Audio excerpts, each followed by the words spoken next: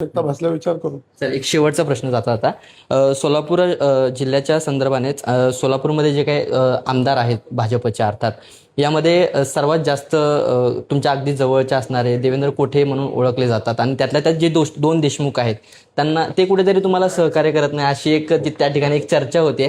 देशमुखांबाबत काय नेमकं आहे ते तुमच्या सोबत असतात नसतात काय पण? नाही, भारतीय जनता पक्षाचे सगळे आमदार आम्ही सोबत आहोत. भारतीय जनता पक्षाचे आदरणीय विजय देशमुख असतील, आदरणीय सुभाष बापू देशमुख असतील, आदरणीय देवेंद्रजी कोटे असतील, पुन्हा आमचे सचिनदादा कल्याण शेट्टी असतील, आमचे समाधानदादा आवताडे असतील, ही सगळी मंडळी आम्ही एकत्र काम करतो. आणि जिल्ह्यामध्ये आम्ही काम करत असताना बघितलं असेल ना भूतो न भविष्यती अशा पद्धतीचं यश आम्ही सगळे एकत्र सांघिक प्रयत्न केल्यामुळंच आम्हाला मिळाले. महापालिकेत आम्ही 102 पैकी 87 जागा जिंकलोय.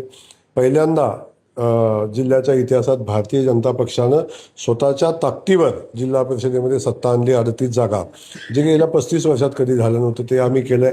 नगरपालिकामध्ये आमचे खूप मोठी संख्या आमची निवडून आलेली आहे. तेव्हा अख्खा जिल्हा भारतीय जनता पक्षामध्ये झालेला आहे. आमच्यामध्ये कुठलेही अंतर्गत मतभेद नाहीत आणि जरी असे कोणी प्रयत्न केले तरी ते होणार नाहीत. त्यामुळं आम्ही एकसंघ आहोत, निश्चिंत राहा.